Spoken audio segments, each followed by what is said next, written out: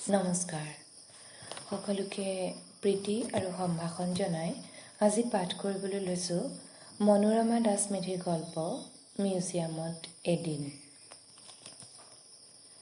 এজন ৰজা আছিল। প্ৰথম অৱস্থাত অন্যান্য ৰজাৰ দৰেই এজন ৰাজকীয় ৰজা আছিল তেওঁ। কিন্তু যিদিনা জ্যোতিষীয়ে পুথি পাজি মেলি গণিপেটি তেওঁক ক'লে, মহাৰাজ আপুনিয়েই বংশশ্ৰেষ্ঠ, কুল তিলক, শিৰোমণি ৰজা বুলি, সেই দিনাৰ পৰাই তেওঁৰ চিন্তা চৰ্চা, আদেশ নিৰ্দেশ অতি ওপৰলৈ ধাৱমান হ'ল। যথা মহিষী সংখ্যা। পিতৃৰ বিবাহিতা মহিষীৰ সংখ্যা ৩, পিতামহৰ আছিল ৭, প্ৰপিতামহৰ আকৌ ১০। জ্যোতিষীয়ে তেওঁক শিৰোমণি ৰজা বুলি প্ৰশস্তি গান শুনোৱাৰ সময়ত আমাৰ ৰজাৰ মহিষী মুঠেই ৩ গৰাকী। চাওকচোন বাৰু, এনে এটা সংখ্যাৰেনো শিৰোমণি হ'ব পাৰিনে? গতিকে এই বিষয়ত শীৰ্ষস্থান দখল কৰিবৰ হেতুকে তেওঁ ততাতৈয়া লগাই দিলে। অচিৰেই ৰাজপ্ৰাসাদ উৰুলীকৃত হৈ উঠিল সঘনে বাজি উঠা বিবাহ উৎসৱৰ বাদ্য সংগীতেৰে। নজোৱাইক কন্যাদান কৰাৰ লগতে কিছু সাংসাৰিক সামগ্ৰী দান কৰাটো এটা নিয়মেই। দুখীয়া নিচলাজনেও দিয়ে। এয়াতো ৰজাঘৰৰ কথা। ৭ম গৰাকী মহিষীৰ সৈতে যেতিয়া তেওঁৰ শুভ পৰিণয় ঘটিল, ৰজা শহুৰে অজস্ৰ উপঢৌকন দিলে। সোণৰূপ, হাতী ঘোঁৰা, খাট পালেং, বন্দী বেটী, বাচন বৰ্তন, বস্ত্ৰ আভৰণ, মণি মুকুতাৰে ফুল বচা এটা চাপকন চোলাও দিছে। সাধাৰণতে এইবিধ বস্ত্ৰই পিন্ধোতাজনৰ আঁঠু পৰ্যন্ত ঢাকি ৰাখে। আমাৰ ৰজাই দেশ দস্তুৰ অনুসৰি চোলাটো পিন্ধিলত আঁঠু ঢকাতে ক্ষান্ত নাথাকি সুদৃশ্য কলা ফুল দুটিও ঢাকি পেলালে। সেয়াতো সেয়াই, কান্ধৰ শিয়নি ৰেখাডালো যথাস্থানত নাথাকি কিলাগুটিৰ ওচৰতহে ওলোম জোলোমকৈ বাদুলি ওলমাদি ওলমি থাকিল। এনে আপচু বেশত আৰ্চিত নিজকে আৱিষ্কাৰ কৰি তেওঁৰ খঙেই উঠিল। নৱপৰিণীতাক চকু পকাই সুধিলে, পিন্ধনৰ বস্ত্ৰ গাৰ জোখমতে হ'ব লাগে বুলি তোৰ বাপ চৈধ্য পুৰুষে নাজানে হ'বোলা? নতুন ৰাণীয়ে খেপ ঢুকি ক'লে, আৰ্যপুত্ৰ, দায়দোষ মৰিখন কৰিব। মোৰ ১৪ পুৰুষে জানি বুজি অপৰাধ কৰা নাই। আচলতে দৰ্জীৰহে দোষ। ডাঙৰকৈ চিলাই কৰি পঠিয়াইছে। ধৰি আন দৰ্জীক, চেলাই দিওঁ গাৰ ছাল, সোধাওঁ চমতাৰ কোব। দেখি শুনি জানি বুজি আনবোৰ দৰ্জীৰো হওক গাৰ নোম ডাল ডাল। নিজ ৰাজ্যৰ ৰজাই আদেশ নকৰিলেও সেই ৰজাৰে নজোৱাই আদেশ কৰিছে। গতিকে মুহূৰ্ততে চন্তৰীয়ে গৈ অপৰাধী দৰ্জীক ধৰি আনিলে। জোঁৱাই ৰজাই তাৰ পিনে ঘোপা চকুৰে চাই জেৰা কৰিলে, বোলে কিহৰ তামাচা? চোলাটো হলৌকৈ চিলালি কেলেই? দৰ্জীয়ে থিতাতে আঁঠু লৈ হাত জোৰ কৰি সবিনয়ে ক'লে, বন্দীক কাটিলেও কাটক, মাৰিলেও মাৰক। আচলতে আমাৰ মহাৰাজগৰাকীয়ে এইটো জোখৰে চোলা পিন্ধে। সেয়েহে মই মূৰ্খমতীয়ে ভাবিলোঁ ৰজা মাত্ৰেই গাৰ জোখ এইটোৱেই হ'বোলা। সেই গতিকেহে আপোনাৰ চাপকন চোলাটোৰ জোখ বিষম হ'ল জোঁৱাই ৰজাদেউ। আমাৰ ৰজাই তেতিয়াহে মন কৰিলে, হয়তো শহুৰ দেউতাৰ কি বিয়াগুম শৰীৰ, একে আষাৰে ৰাজোচিত চেহেৰা। ময়োতো এখন ৰাজ্যৰ ৰজা, মোৰোতো থকা উচিত এনেকুৱাই এটা ৰাজসিক ৰূপ।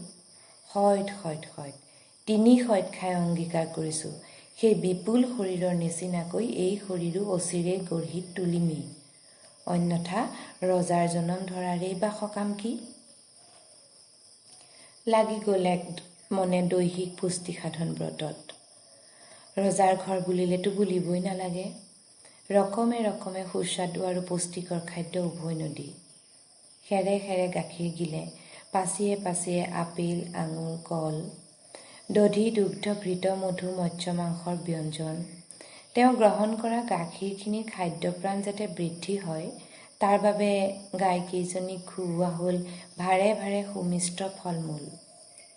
সেই ফলমূলসমূহ যাতে অতি উপাদেয় আৰু শক্তিবৰ্ধক দানাত পৰিণত হয়, তাৰ বাবে ফলৰ গছবোৰৰ গুৰিত উত্তম সাৰ প্ৰয়োগ কৰা হ'ল।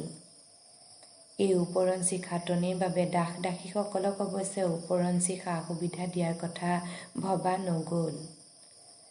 তিমানতে সন্তুষ্ট নহৈ প্ৰজাৰ ঘৰে বাৰীয়ে খালে ডুঙে যিমানবোৰ পুষ্টিকৰ খাদ্য সামগ্ৰী আছিল, চববোৰ হুৰাহুৰে আনি দিবলৈ আদেশ কৰা হ'ল।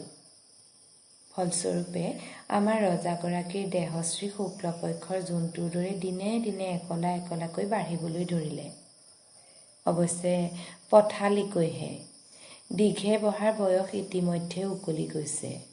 আনহাতে প্ৰজাসাধাৰণৰ অৱস্থা হ'ল কৃষ্ণপক্ষৰ জোনৰ দৰে, একলা একলাকৈ ক্ষয় গৈছে। মহিষীৰ সংখ্যা দ্ৰুতগতিত বাঢ়ি গৈছে। 14 নম্বৰটো পাৰ হৈ 15ত ভৰি দিয়াৰ সময়ত আমাৰ ৰজাই হঠাৎ মন কৰিলে যে সন্তানৰ সংখ্যাও চালে চকুৰোৱাকৈ বাঢ়িব লাগিছে। তেতিয়াহে তেওঁ প্ৰমাদ গণিলে, ৰাজ্যটো এখনেই, সিংহাসনো এখন। এইজাক পুত্ৰই একেখন ৰাজ্যতে ৰাজকীয় মৰ্যাদাসহ বাস কৰিব কেনেকৈ? নহ'ব, এনেকৈ নহ'ব। ৰাজ্যৰ সংখ্যা বৃদ্ধি কৰিব লাগিব। তেওঁ দিগ্বিজয় কৰিব। তাৰ পিছত সমস্ত পৃথিৱীৰ এটা এটা অংশত পুত্ৰসকলক সিংহাসনত বহুৱাই দিব। দিগ্বিজয় মানে দীঘলীয়া যুদ্ধযাত্ৰা। মন্ত্ৰী মহাশয়ে ক'লে, মহাৰাজ, এই বাহিনীৰেতো দিগ্বিজয় সম্ভৱ নহ'ব আৰু বহুত সৈন্য, হাতী, ঘোঁৰা আৰু ৰচদ পাতিৰ দৰকাৰ হ'ব। তদুপৰি প্ৰশিক্ষণ দিওঁতেই প্ৰয়োজন হ'ব কমেও এবছৰ সময়ৰ। আৰু অস্ত্ৰ শস্ত্ৰ যোগাৰ কৰা, চব যোগাৰ কৰা, কোনো আপত্তি গ্ৰাহ্য কৰা নহ'ব। দিগ্বিজয় হ'বই লাগিব। আদেশমতেই কাম, যা যোগাৰ চলিব ধৰিলে। জ্যোতিষীয়ে দিন বাৰ গণি পিটি পুথি পাজি ঘেদালিবলৈ ধৰিলে। ৰজাৰ গোপন কক্ষত মন্ত্ৰণাৰ পিছত মন্ত্ৰণা। এটা সময়ত আটাইতকৈ দৰকাৰী প্ৰশ্নটো বিষয়াবৰ্গৰ মনত জাগি উঠিল। মহাৰাজ, আমি ভৃত্যসকলক এতিয়া জানিবলৈ দিয়া হওক, এই বিশাল বাহিনীটোৰ পৰিচালনাৰ ভাৰ কাৰ ওপৰত থাকিব? মোৰ ওপৰত। বুকু ফিন্দাই ৰজাই উত্তৰ দিলে। মোৰ পিতৃয়ে নিজে যুদ্ধ কৰিছিল। প্ৰপিতামহে ধনুযুদ্ধ আৰু গদা যুদ্ধত প্ৰতিপক্ষক সমূলঞ্চে ধৰাশায়ী কৰি পেলাইছিল। ময়ো কৰিম। উপৰি পুৰুষসকলতকৈও মই যে শ্ৰেষ্ঠ বীৰ, এই কথা বুৰঞ্জীত সোণালী আখৰেৰে লিখা থাকিব। জ্যোতিষীয়ে মূৰ দুপিয়াই দুপিয়াই সমৰ্থন কৰি ক'লে, নিশ্চয় মহাৰাজ, মোৰ গণনায়ো কয়, সোণালী আখৰেৰে আপোনাৰ বীৰত্ব কাহিনী বুৰঞ্জীত লিখা থাকিব। বুকুখন আৰু বেছিকৈ ফিন্দ খুৱাবলৈ ৰজাই যত্ন কৰিলে। তাৰ পিছত বিৰোচিত কণ্ঠেৰে সেনাপতিক আদেশ দিলে, মোৰ তৰোৱালখনত এই মুহূৰ্ততে শান দিয়া হওক। শান দিয়াই আছে মহাৰাজ, এইখন গ্ৰহণ কৰক। আমাৰ ৰজাই খাপৰ পৰা তৰোৱালখন উলিয়াই লৈ লুটিয়াই বগৰাই চালে। তেওঁৰ চকু মুখত অসন্তুষ্টিৰ ভাৱ এটা স্পষ্ট হৈ উঠিল। মন্ত্ৰী সমন্বিতে বিষয়াবৰ্গই পেটে পেটে প্ৰমাদ গণিলে। ৰজাই পৰম অৱহেলাৰে তৰোৱালখন মজিয়াত নমাই থৈ ক'লে, এই ক্ষুদ্ৰ তৰোৱালেৰে মই যুদ্ধ কৰিম কিয়? এখন ডাঙৰ তৰোৱাল গঢ়িবলৈ এই মুহূৰ্ততে কমাৰক আদেশ দিয়া। দুগুণ জোখৰ হ'লে হ'বনে মহাৰাজ? নহ'ব। 4 গুণ? নহ'ব, 10 গুণ ডাঙৰ তৰোৱাল। হয়, 10 গুণ ডাঙৰ তৰোৱালহে মহাৰাজৰ বাবে উপযুক্ত।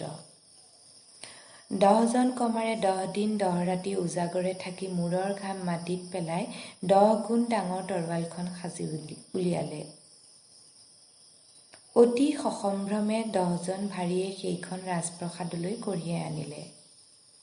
কান্ধত তুলি ল'বৰ সময়ত ভাৰীকেইজনে প্ৰথমতে তৰোৱালখনকে দহোটিকৈ সেৱা কৰিলে। নমাবৰ সময়ত আৰু দহোটি। যেতিয়া কমাৰশালৰ পৰা সিহঁতে ৰাজপ্ৰাসাদলৈ খোজকাঢ়ি আহিছে তেতিয়া বাটৰ দুয়ো কাষে মানুহবোৰে শাৰী পাতি পাতি তধা লাগি লাগি চাইছে। শুভক্ষণত দিগ্বিজয় যাত্ৰা আৰম্ভ হ'ল। সৰ্বপ্ৰথমে গাতে লাগি থকা ৰাজ্যখনকে যুদ্ধৰ লক্ষ্য কৰি ল'লে। তমোময় যুদ্ধ। বেচেৰা বিপক্ষ ৰাজ্যৰ বেলি এই ডুবে মৰা মৰিছে, পলুৱাই পলাইছে। পলায়নক কাপুৰুষালী বুলি ভবাসকলে মৰো জীও সোঁ অধিকৈ যুঁজ দি আছে। এনে আঠাউনি অৱস্থাত বিপক্ষৰাজ নিজেই ঘোঁৰাত উঠি উপস্থিত হ'লহি। হাতত খোলা তৰোৱাল। ধুমুহাৰ দৰে তেওঁ চোঁচা লৈছে। মহাৰাজ মহাৰাজ, তৰোৱাল তুলি লওক।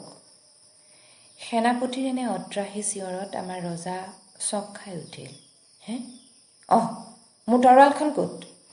ৰথতে আছে মহাৰাজ, তুৰন্তে নমাই আন। দহোটা ঘূৰাই টনা ৰজাৰ সুসজ্জিত ৰথখনৰ পৰা 10জন ভাৰীয়ে আকৌ 10টি সেৱাৰে তৰোৱালখন তুলি ল'লে আৰু ৰজাৰ সন্মুখত থৈ 10 বাৰ মূৰ দোৱালে। ভয়তেই নে পেপুৱা লাগিয়েই নে খপজপনিতেই জানো ৰথৰ পৰা মাটিত থিয় দিয়েই ৰজাই ফোপাবলৈ ধৰিলে। নানামিলেও যে নহয়, ৰথৰ পৰা ধনুকাৰ চলাব পাৰি, তৰোৱাল চলাবতো নোৱাৰি। বিশাল দেহটোৰে থেপেচ থেপেচকৈ কেইখোজমান আগুৱাই গৈ তৰোৱালখনৰ নালটোত খামুচি ধৰিলে। খাপটোৰ ভিতৰৰ পৰা টানি টানি বিশাল অস্ত্ৰখন অকণ অকণকৈ উলিয়াই আছে, টানিছে আৰু ফোঁপাইছে। এপিনে তৰোৱালৰ ওজন, আনপিনে মেদবহুল শৰীৰটোৰ অস্বাভাৱিক ওজন। টানোতে টানোতে এবাৰত পূৰাপূৰিকৈ ওলাই পৰিল বৃহত্তম তৰোৱালখন। তুলি লওক মহাৰাজ, সাৰথিয়ে সোঁৱৰাই দিলে। শত্ৰু নিচেই কাষতে মহাৰাজ, তৰোৱাল ঘূৰাওক। তুলি ল'বলৈ যত্ন কৰোঁতে বিশাল বপুৰ ৰজা হঠাতে বাগৰি পৰিল। নাই, বিপক্ষৰ তৰোৱালৰ আঘাতত বাগৰি পৰা নাই, ভাগৰতহে শুই পৰিছে চিৰদিনৰ বাবে।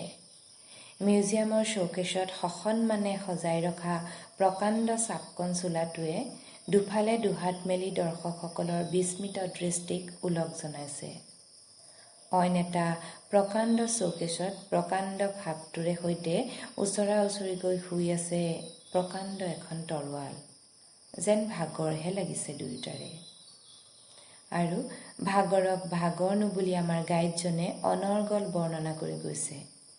দিগ্বিজয়ী ৰজাৰ নাম, বংশ, ৰাজত্বকাল, পৰিধেয় বস্ত্ৰৰ গুণগান, মহিষীসকলৰ জিকমিক বস্ত্ৰ আভৰণ, সুবৃহৎ তৰোৱালখনৰ দীঘ প্ৰস্থ আৰু ওজন।